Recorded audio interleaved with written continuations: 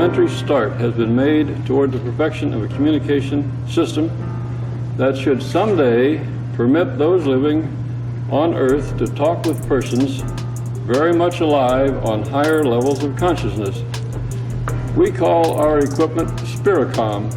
It doesn't look like much, but this just may be the most incredible invention in human history. This is the Spiricom, a device that supposedly enabled two-way radio communication between the living and the dead. So basically this thing was an electronic Ouija board, and the question that a lot of people have wondered over the years is, was it real? Did it actually work? And if so, what the heck happened to the Spiricom? Let's find out.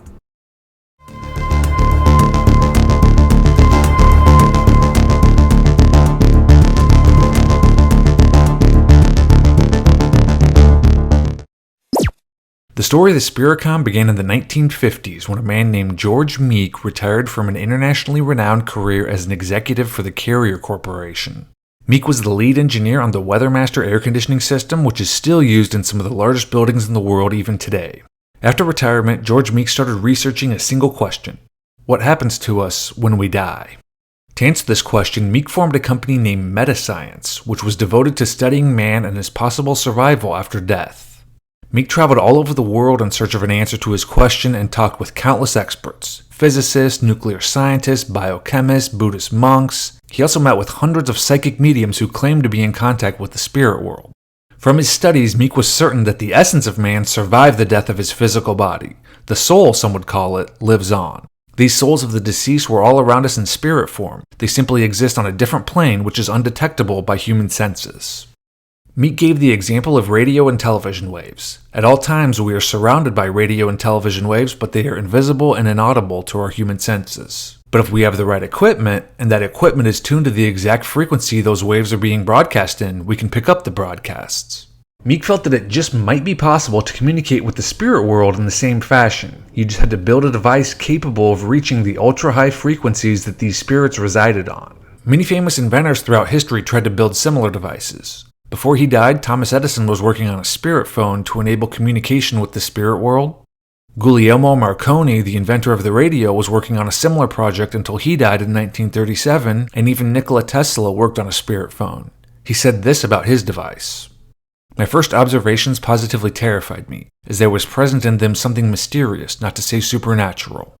The sounds I am listening to at first sound like human voices conversing back and forth in a language I cannot understand." With his engineering background, George Meek wanted to take a very scientific approach to communicating with the spirit world. He was a millionaire many times over from his successful engineering career, and he spent over $500,000 of his own money signing up over 40 engineers and scientists to work with Metascience. All were highly regarded in their field, and many were Ivy League educated. The story starts to get very interesting around 1975 when George Meek met a man named William O'Neill. By that time, Meek had traveled all over the world and met countless psychic mediums, and when he met O'Neill, he described him as the greatest psychic medium he'd ever encountered. Meek claimed O'Neill had achieved a level of attunement with the cosmos that is possible for very few human beings. O'Neill would apparently spend hours meditating and entering into deep psychic trances every night in the small isolated farmhouse he lived in the Pennsylvania mountains. His psychic abilities were so developed that he was in contact with many spirits of deceased individuals, and when George Meek met O'Neill, O'Neill claimed he was attempting to build an electronics device to help him communicate with these spirits. Now coincidentally, this was basically the exact same Spiricom device George Meek was working on, even though the two had never met. Meek gave O'Neill a Spiricom device, and O'Neill would stay up into the late hours of the night, tinkering and adjusting the frequencies on the device. And after a few years, O'Neill finally made a breakthrough when he started communicating with a spirit who identified itself as Dr. George Mueller, a physicist who died 2 decades earlier. Now, if this was a hoax, it was a really good one. Mueller's voice communicated intimate details like his social security number, the names and addresses for his living family members, and unlisted phone numbers classified as top secret for his former occupations, and all of this information was verified. He also gave the name of a very obscure technical manual he'd written almost 3 decades earlier. The book was so rare it took almost 2 years of searching before a copy could be found to verify that it did in fact exist. Almost all of the information provided by Mueller was not publicly available. So either someone had researched and memorized the most obscure details of his life, or this was indeed the spirit of the late George Mueller who O'Neill was communicating with. Over the next year, O'Neill spent hundreds of hours communicating on the Spiricom with Dr. Mueller, and he recorded many of the conversations. Due to the ultra-high frequencies required, the audio was very robotic sounding and difficult to understand. But this is it. Supposedly it's a conversation between a man who's living, William O'Neill, and an entity from the spirit world, Dr. George Mueller. 2:15. Just a bit what time it is.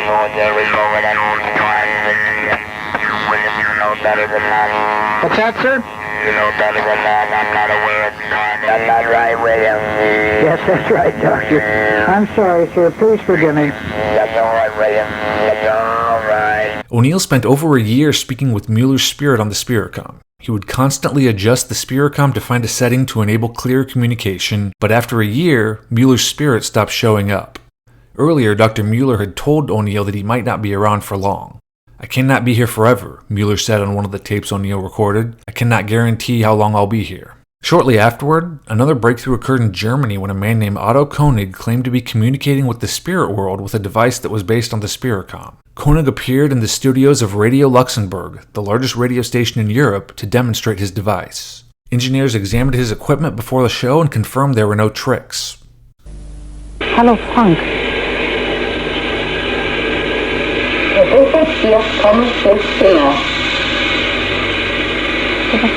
Versuchen wir können für immer oder sowas Ja. habe ich verstanden, das war schlecht. Ja. Kannst du dich melden, Frank? The host of the show addressed millions throughout Europe. "I swear by the life of my children that nothing has been manipulated," he said. "There are no tricks. It is a voice, and we do not know from where it comes." In 1982, the Metascience team decided to reveal the Spiricom to the world in a press conference. They announced they would give away the plans for the device to anyone who wanted them, in hopes that others would improve upon the work that had been done so far. I speak for a group of 6 men who've worked on this projects, who collectively have spent more than 183 years in electronics. We have logged 43 man-years on Spiricom-type research. Every one of us will stake our reputation on the validity of the communications with Dr. Mueller. As a methodical and skeptical engineer, I have subjected our findings to every conceivable test, and I am convinced that they are valid and will withstand the closest possible scrutiny by the scientific community. For a while after the press conference, the Spiricom was a hot topic of discussion in the media, and then it just kind of vanished, and you never really heard anything more about the Spiricom in the years and decades that followed.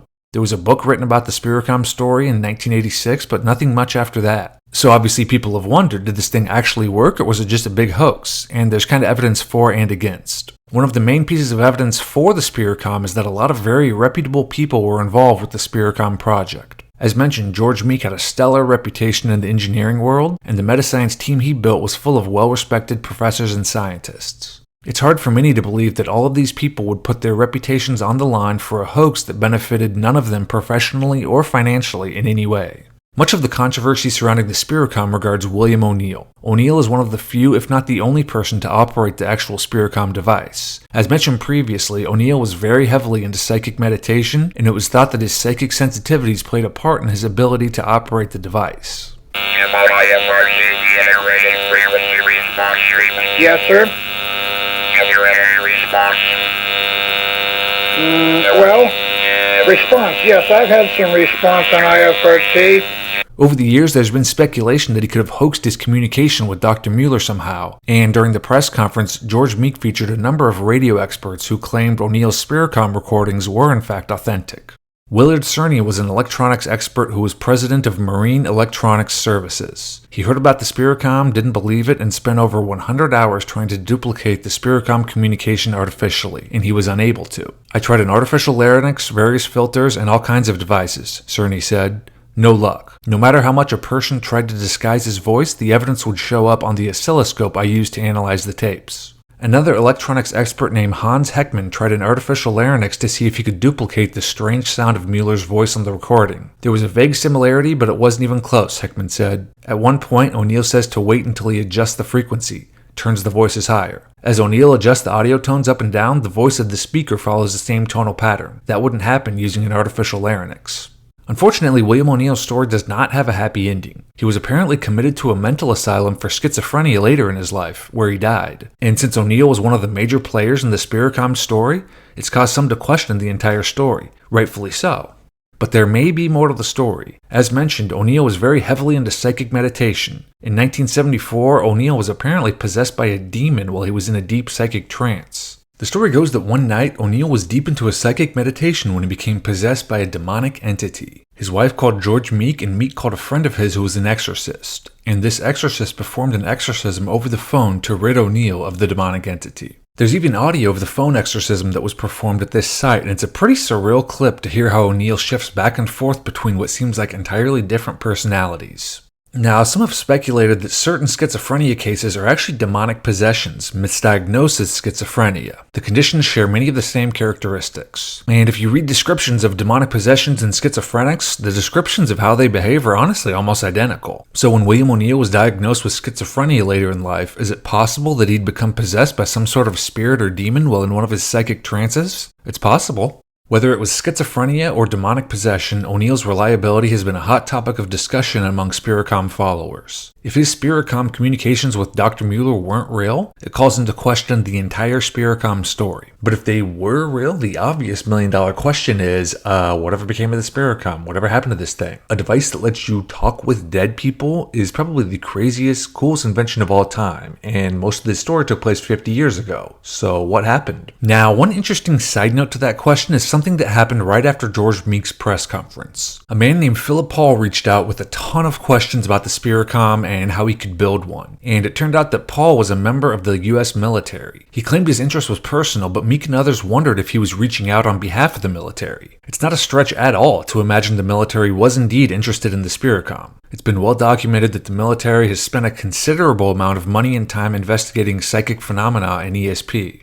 The military basically has an unlimited budget, so if they did try to develop this technology, how could they have evolved it? Or what about a billion-dollar Silicon Valley company or entrepreneur? How could they have developed the Spiricom with technology that's way more advanced than anything the Metascience team used in the 1970s and 80s? There's really no telling. But the more you read and research into the Spiricom, it's interesting to note how similar it sounds to these AI chatbots like Chat GPT that are becoming so popular. Both the Spiricom and these AI chatbots allow communication between a human and a discarnate entity using a device. Now, I'm not saying that every time you use a chatbot you're interacting with some sort of spirit from another realm. That's obviously pretty far-fetched. What I'm asking is, could this technology be used to communicate with the spirit world, much like the Spiricom was supposedly used decades ago? And I think that's definitely possible. After all, if communication with the spirit world was achieved with this thing almost 50 years ago, then what could be done with AI technology and other equipment that's 9 trillion times more advanced than the Spiricom? Now, this idea that spirits and demons can communicate with and haunt people through technology is nothing new. Recently, many priests have told stories of demons haunting people through cell phones. In this article, the chief exorcist of the Archdiocese of Manila talks of his experience meeting with a possessed woman and receiving threatening messages from a demon controlling her cell phone.